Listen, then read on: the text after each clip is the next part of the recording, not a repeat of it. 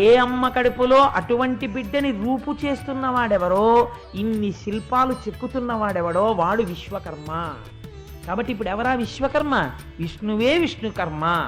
అందుకని ఆ విష్ణుకర్మ యొక్క కుమార్తె అయినటువంటి బర్హిష్మతి అనబడేటటువంటి ఒక స్త్రీని ఆయన భార్యగా చేపట్టాడు. వారి యందు 10 మంది కుమారులను కన్నాడు. అది వారు అగ్రీధ, యుగ్మజిహ్వ, యజ్ఞబాహు, మహావీర, హిరణ్యరేత, ఘృతపృష్ఠ, సవన, మేధాతిథి, వీతిహోత్ర, కవి అని 10 మంది కుమారుల్ని కన్నాడు. ఊర్జస్వతి అనబడేటటువంటి ఒక ఆడపిల్ల పుట్టింది. ఆడపిల్ల పుట్టడ బహుశా నాకైతే అనిపిస్తుంటుంది, ఇవాళ లోకంలో నానుడి తిరగబడింది. ఎలా అంటే, ఒక ఆడపిల్ల పుట్టిందనుకోండి, ఒక మగపిల్లాడి కోసం వెయిట్ చేస్తున్నామండి అంటారు. ఇద్దరు మగపిల్లలు పుట్టారనుకోండి, ఒక ఆడపిల్ల కోసం వెయిట్ చేస్తున్నామండి అన్నవాడు కనపట్టలేదు ఇప్పుడు.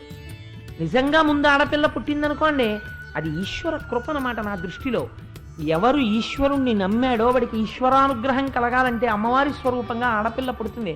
ఆడపిల్ల ఉన్న ఇంటికి ఉన్న సంస్కారము ఆడపిల్ల లేని ఇంటి యందు ఉండదు. ఎందుకో తెలుసా అండి?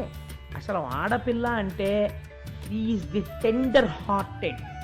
ఆ పిల్లకున్నంత ఆప్యాయత, ఆడపిల్లకున్న ఆప్యాయత ఎవరికీ ఉండదండి. అన్నయ్య వస్తే ఇంటికి ఒరే అన్నయ్య, ఒరే అన్నయ్య అని మీరు ఎదర విందురుగాని దశమస్కందంలో అన్న చెమింపు మన్న తగదల్లుడువా కాడిది మేనకోడలవు అని 1కి 10 మాటలు అన్నయ్య అన్నయ్య అన్నయ్య అన్నయ్య అని ఇన్ని మాటలు పిలుస్తారో వాళ్ళు. ఇంకసలు తమ్ముడైతే వాళ్ళ ముద్దుకు అంతూ తెలియ ఉండదు, అంత ముద్దు చేస్తారు. అమ్మ ఇలా పడుకుంటే కాళ్ళు ఒత్తుతారు, అమ్మ వంట చేస్తుంటే వచ్చి వంట చేసి పెడతారు. వాళ్ళకి ఎలా అర్థం అవుతుందో తెలియదు. మరి ఇంత చిన్నతనంలో అమ్మ ఏం నాన్నగారండి అలా ఉన్నారు అంటారు. అంటే కొంచెం కాస్త నీరసంగా ఉందమ్మా, కానీ ఉపన్యాసానికి వెళ్ళాలి అందుకని బయలుదేరుతున్నాను అంటే వాళ్ళకి ఏం తెలుసో, చిన్న వయసులో గబగబ నిమ్మకాయ పిండేసి కచ్చిన పంచదార నీళ్ళు కలిపేసి నాన్నగారండి నీళ్ళు తాగెళ్ళండి అంటారు. ఎంత ప్రేమ అండి ఆడపిల్లకి. ఆడపిల్లతో కలిసి తిరిగిన అన్నదమ్ముడికి ఆడపిల్ల విలువ తెలిసి దాంపత్యము పరిపుష్టమవుతుంది. ఆడపిల్ల హృదయం తెలుసున్నవాడు కనుక. అంటే అలా ఉండరా అండి ఆడపిల్లలు లేకపోతే నన్ను అనకండి, నేను ఆ తీర్పులని ఎందుకు చెప్తాను, నాకేం అవసరం. అందుకని ఏమో అలా ఉండవచ్చు. ఒక్కొక్క కుటుంబంలో ఆడపిల్లలు లేకపోయినా మగపిల్లలు అదృష్టవంతులు, అంత అందంగా అంత మర్యాదగా ఉన్నవాళ్ళు ఉండవచ్చు. నేను ఎందుకు కాదనాలి? అందుకని 10 మంది కొడుకుల తర్వాత ఊర్జస్వతి అనబడేటటువంటి ఆడపిల్ల పుట్టింది. దీని చేత తరించే. ఎంత ఆశ్చర్యమో చూడండి. ఆడపిల్లలు కన్యాదానం చేస్తే ఎన్ని చెప్పుకుంటారండి. మగపిల్లవాడికి స్నాతకం అంతా కాషనాడర్. మగపిల్లాడి స్నాతకం ఏమిటో తెలుసా అండి?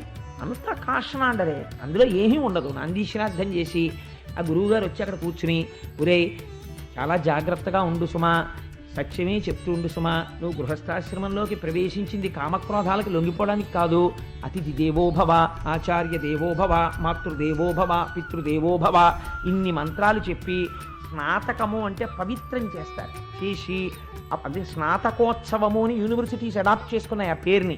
ఆ స్నాతకము అన్న ఉత్సవం చేసి తండ్రి యోగ్యుణ్ణి చేసి వరుడుగా పెళ్లిపీటల మీదకి తీసుకెడతాడు. ఆడపిల్లని కన్యాదానం చేసేటప్పుడు అలా కాదండి. కన్యని కన్న తల్లిదండ్రులు ఎంత అదృష్టవంతులంటే ఒక బ్రహ్మాండమైన సంకల్పం చెప్తారు.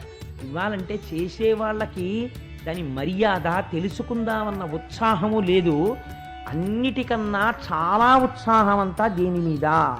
ఫోటో మీద, వీడియో మీద. ఈ 2 గ్రసించేసే వైదిక ధర్మాన్ని. ఎంతసేపు ఆలికడుతూ కూడా మెడ తిరిగిపోయిన కోళ్ళ ఇలా ఉంటాడు తప్ప వాడు ఇక్కడ అయ్యో ఒక్కొక్క ముడి నా జీవన హేతు, ఈ ముడుల వలన నేను బ్రతుకుతున్నానని దానికి కుంకం పెడుతూ పవిత్రతతో కట్టడే.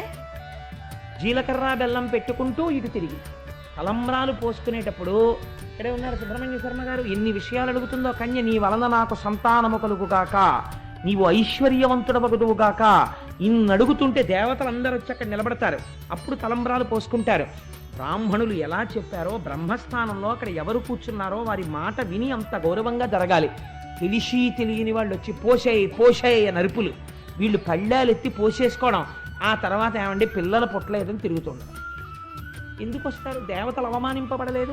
మంత్రప్రోక్తము బ్రహ్మగారు మంత్రం చదువుతున్నాడు, అనుసంధానముగా క్రతువు లేదు, నీకు మర్యాద లేదు, ఎందుకు దేవతలు నిన్ను అనుగ్రహించాలి? ఉన్నది ఊడిపోతుంది. అందుకని ఏమవుతోంది, వైదిక మర్యాద రోజు రోజుకి అవమానింపబడుచున్నది. ఆడపిల్లని కన్నవాడు కన్యాదానం చేస్తే ఎంత చెప్తాడో తెలుసా అండి? ఇక్కడి నుంచి బ్రహ్మలోకానికి నువ్వు గింజలు పేర్చుకుంటూ వెడితే మళ్ళీ ఆ నువ్వు గింజలన్నీ లెక్క పెడితే ఎన్ని నువ్వు గింజలు వస్తాయో అన్ని సంవత్సరాల పర్యంతము బ్రహ్మలోక ప్రాప్తి.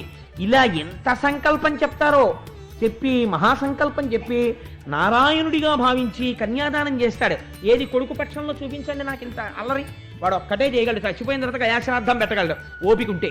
లేకపోతే అబ్బా నేను ఎక్కడ వెళ్ళగలండి, ఇప్పుడు గయాన్ని వెళ్ళకపోతే నీ పిడబోయారు, ఇంకా ఎవడో నీకు చేసేవాళ్ళు. వీడు 1 కోటి రూపాయలు కొడుక్కిస్తాడు, వాడేమో పిఠాపురం నుంచి ఓ నల్లావుని తీసుకొచ్చి దానం చేస్తే 5,000 రూపాయలు అయిపోతాయని రూపాయి పావలా ఇచ్చి గోదానం చేసేస్తాడు. ఎంతకైనా అయిపోతుంది గోదానం నీకు శ్రద్ధ లేకపోతే. ఆయనకే అక్కడ మాత్రం రే చూసావా ఒకసారి వెనక్కి తిరిగి చూడు, నువ్వు ఇచ్చిన దానికి వాడు కర్రావును కూడా తీసుకురాలేదురా అంటారు. వాళ్ళు వైతరిలో పడి కొట్టుకుంటాడు.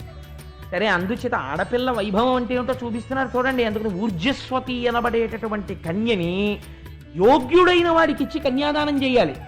అందుకని శుక్రాచార్యుల వారికి ఇచ్చి కన్యాదానం చేశాడు. శుక్రుడు గురువు, మహానుభావుడు. ఆయన సామాన్యుడు కాదండి. బృహస్పతి ఎంతటి వాడో శుక్రాచార్యుడు అటువంటి వాడు. మీరు భాగవతంలో విందులుగాని వచ్చేస్తోంది ఇంక ఎదరెదరా. ఒక్కొక్కసారి బృహస్పతి అంటాడు, మీ కర్మ, మీకు ఇవాళ శుక్రాచార్యుల వారి యొక్క అనుగ్రహం రాక్షసులకు ఉన్నట్టు నా అనుగ్రహం మీకు లేదు, అవతల బాగుండి అన్నాడు.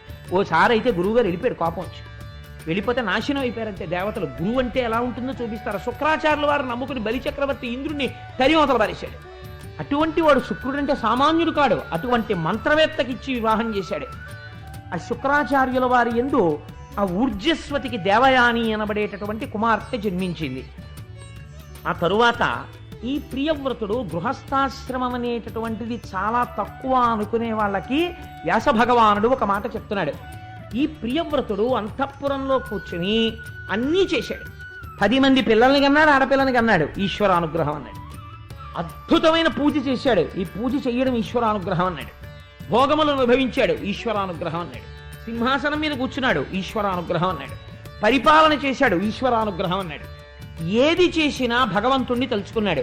తలుచుకుంటే గృహస్థాశ్రమంలో ఉన్న ప్రియవ్రతుడు ఏ స్థితిని పొందాడో, సంసారమును వదిలిపెట్టి వెళ్లి హిమాలయాల్లో కూర్చుని కొన్ని వేల సంవత్సరములు తపస్సు చేసినటువంటి ఒక మహాయోగి ఎటువంటి తేజస్సుతో కూడినటువంటి స్థితిని పొందుతాడో అంతటి స్థితిని పొందేశాడు.